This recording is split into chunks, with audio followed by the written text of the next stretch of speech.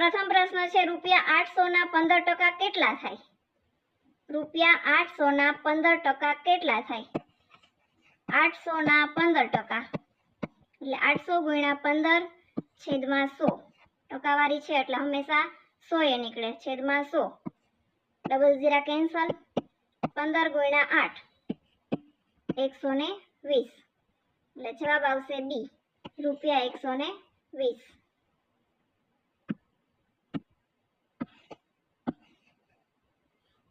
બીજો પ્રશ્ન છે એક સંખ્યાના 25% બરાબર 75 હોય તો તે સંખ્યા કેટલી હશે? 25% બરાબર 75 હોય તો તે સંખ્યા કેટલી હશે? આપણે સંખ્યા મેળવવાની છે. ધારો કે આપણે સંખ્યા ધારી લઈએ x છે તો x ના 25% બરાબર 75. x ના 25% બરાબર 75 તો x ગુણ્યા 25% 25% એટલે 1/4 બરાબર 75. આપણે x મેળવવાનો છે તો x બરાબર 75 ગુણ્યા 4 બરાબર 300. જવાબ છે સી 300. એટલે કે 25% ના 75 હોય તો તે કઈ સંખ્યા થશે? 300.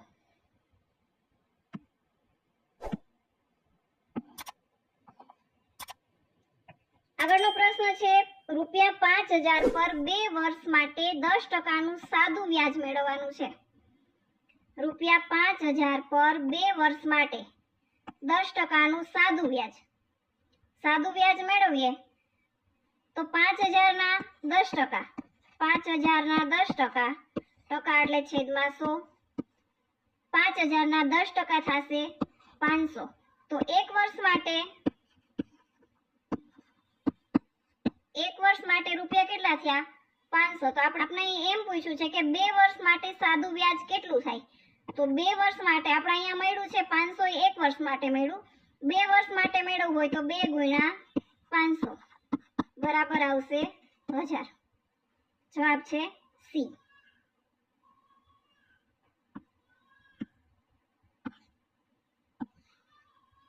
પ્રશ્ન નંબર 4 12, 18, 24 નો HCF એટલે કે ગુસા કેટલો થાય?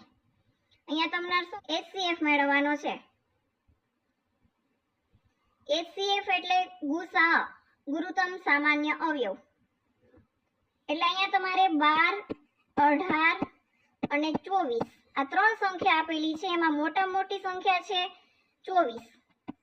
મોટા મોટી સંખ્યા છે 24. હવે બંનેનો તફાવત લઈ લઈએ. 18 માંથી 12 બાદ કરીએ તો કેટલા આવશે? 6. અને 24 માંથી 18 બાદ કરીએ તો કેટલા આવશે? 6. તફાવત છે 6. તો આપણે પહેલી સંખ્યા આપેલી છે 12. 12 ને 6 વડે ભાંગી શકાય? હા. બીજી સંખ્યા છે 18. 18 ને 6 વડે ભાંગી શકાય? હા.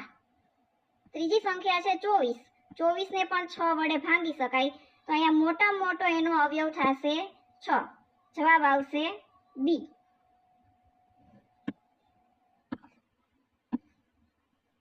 આગળનો પ્રશ્ન છે 15 અને 20 એનો LCM એટલે કે લસા કેટલો થાય? અહીંયા તમારે મેળવવાનો છે LCM લઘુત્તમ સામાન્ય અવયવ. લઘુત્તમ એટલે કે નાનામાં નાનો સામાન્ય અવયવ. એમાં બે સંખ્યા આપેલી છે 15 અને 20.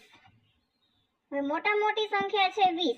હવે 20 ને 15 વડે ભાંગી શકાય નહીં. 20 છે એ 15 ના ઘડિયામાં ન આવે તો માટે 20 ને મોટા મોટી સંખ્યા છે 20 એને 2 વડે ગુણો. 20 ને 2 વડે ગુણો આવશે 40. તો 40 છે એ 15 ના ઘડિયામાં આવશે નહીં. તો હવે 20 ને 3 વડે ગુણો. 20 ને 3 વડે ગુણો આવશે 60.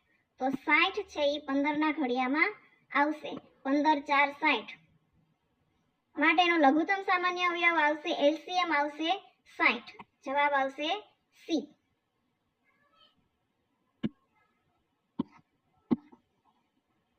આગળનો પ્રશ્ન જોઈએ. એક બસમાં 48 મુસાફરો છે. કુલ મુસાફરોની સંખ્યા છે 48. તો એમાં 25% ઉતરી જાય તો કેટલા મુસાફરો બાકી રહે? 25% મુસાફરો ઉતરી જાય તો કેટલા મુસાફરો બાકી રહે? આપણે કેટલા મુસાફરો બાકી રહે એની સંખ્યા મેળવવાની છે. તો 48 ના 25%, પહેલા આપણે એ મેળવી લઈએ કે 48 ના 25% કેટલા થાય? 48 ગુણ્યા 25 છેદમાં 100, 25 4 100 અને 12 ચોક 48, એટલે જવાબ આવશે 12. એટલે 48 ના 25% આવશે 12. એમાંથી 48 મુસાફરો કુલ છે, એમાંથી 25% ઉતરી જાય છે. ઉતરી જાય એટલે એમાંથી બાદ કરી નાખીએ. 48 માઇનસ 12, જવાબ આવશે 36. એટલે બાકી રહેતા મુસાફરોની સંખ્યા આવશે 36. ઉતરી જાય છે એટલે એમાં બાદ કરી નાખવાનું, એમાં વધારાના ચડતા હોય તો એમાં પ્લસ કરી નાખવાનું. અહીંયાનો જવાબ આવશે સી.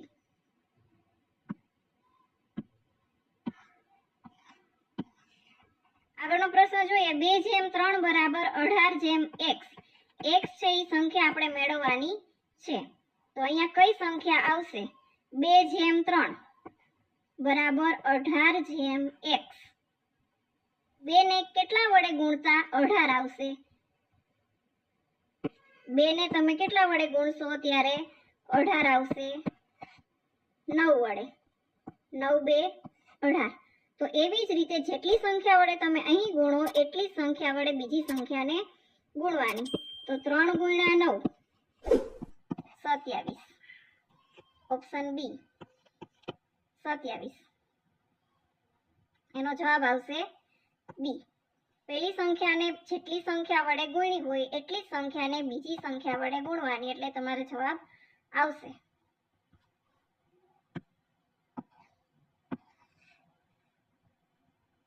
આગળનો પ્રશ્ન છે. જો ખરીદ કિંમત 1200 રૂપિયા હોય અને વેચાણ કિંમત 1500 રૂપિયા હોય તો કેટલા ટકા નફો થાય? ખરીદ કિંમત તમને આપેલી છે 1200 અને વેચાણ કિંમત આપેલી છે 1500, તો કેટલા ટકા નફો થયો? નફો થયો હોય તો માઇનસ કરવાનું. 1500 માઇનસ 1200, જવાબ આવશે 300. 1500 માઇનસ 1200 કરો એટલે જવાબ આવશે 300. હવે આપણે ટકામાં મેળવવાનો છે. નફો છે એ ટકામાં મેળવવાનો છે. તો નફો બરાબર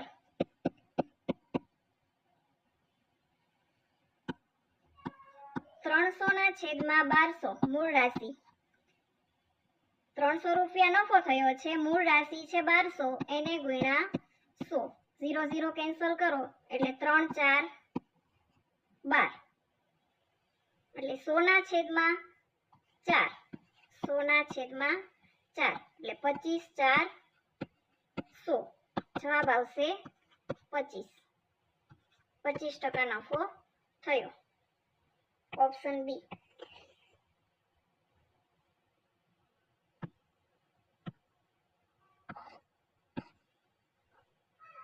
આગળનો પ્રશ્ન છે. 72 કિલોમીટર પ્રતિ અવર બરાબર ખાલી જગ્યા મીટર પ્રતિ સેકન્ડ. ખાલી જગ્યા મીટર પ્રતિ સેકન્ડ. તમારે કિલોમીટર પ્રતિ અવરમાં આપેલું છે અને એને મીટર પ્રતિ સેકન્ડમાં ફેરવવાનું છે. એક સૂત્ર યાદ રાખવાનું કે કિલોમીટર પ્રતિ અવર હોય એને મીટર પ્રતિ સેકન્ડમાં ફેરવવું હોય તો જે પણ સંખ્યા આપેલી હોય એને ગુણ્યા 5/18 કરવાના, અને મીટર પ્રતિ સેકન્ડ આપેલું હોય અને 1 કિલોમીટર પ્રતિ અવરમાં ફેરવવું હોય તો એને ગુણ્યા આનાથી ઉલટું 18/5 કરવાના. તો અહીં આપણે શું મેળવવાનું છે? મીટર પ્રતિ સેકન્ડમાં મેળવવાનું છે. તો આપણે કોઈ પણ સંખ્યા જે આપેલી છે એને ગુણ્યા કેટલા કરીશું? 5/18. સંખ્યા આપેલી છે આપણને 72. 72 ગુણ્યા 5/18. 18 4 72 એટલે 5 4 20, જવાબ આવશે 20. 20 મીટર પ્રતિ સેકન્ડ.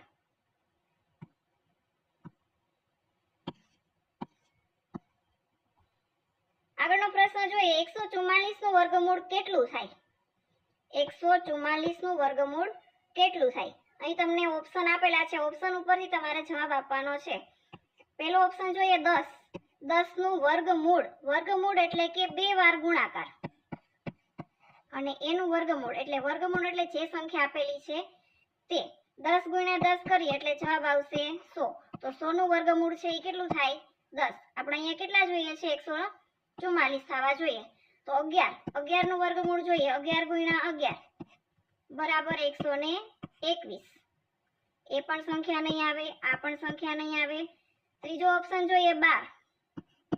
12 ગુણ્યા 12 જવાબ આવશે 144. આપણે જે સંખ્યા જોઈએ છે તે આવી ગઈ. તો જવાબ આવશે ઓપ્શન સી. તો 144 નું વર્ગમૂળ થશે 12.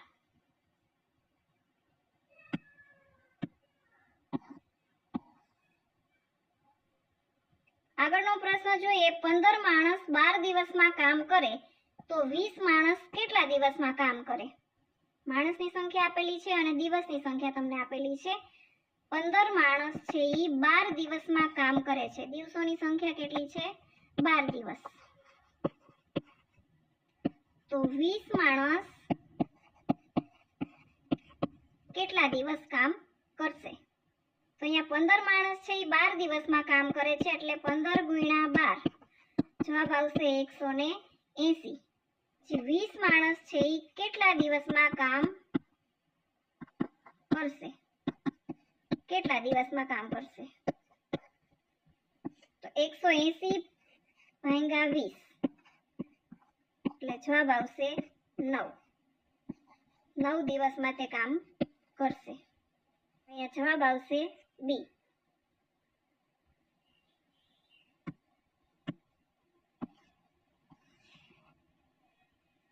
છેલ્લો પ્રશ્ન, એક વર્ગની બાજુનું માપ 14 સેન્ટીમીટર આપેલું છે તો તેનું ક્ષેત્રફળ કેટલું થાય? એ તમને બાજુનું માપ આપેલું છે અને ક્ષેત્રફળ મેળવવાનું છે. તો ક્ષેત્રફળ બરાબર બાજુનો વર્ગ.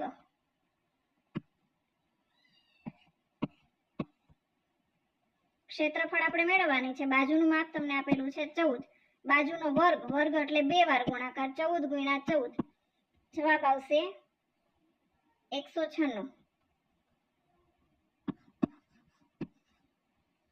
Option A.